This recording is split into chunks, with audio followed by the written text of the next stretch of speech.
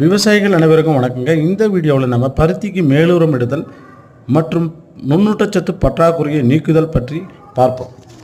மானாவாரி பருத்திக்கு நடவு செய்த 45வது நாளில் மண் பரிசோதனைப்படி மேலுரம் இட வேண்டும். இல்லையெனில் ஏக்கருக்கு 8 கிலோ தலைச்சத்து தரவுள்ள உரத்தினை மண்ணில் ஈரம் இருக்கும்போது இட்டு மண் அணைக்கவும். இரவை பருத்தி ரகங்களுக்கு 45வது நாளில் மண் பரிசோதனையின்படி உரமிடுதல் வேண்டும். வீரிய ஒட்டு ரகங்களுக்கு நடவு செய்த 45வது மற்றும் 65வது நாளில் முறையே 16 கிலோ தலைச்சத்து தரவுள்ள உரம் இட வேண்டும். பருத்தியில் நுண்ணூட்டச்சத்து பற்றாக்குறையால் இலைகள் சிவப்பாக மாறி மகசூலை பாதிக்கும்.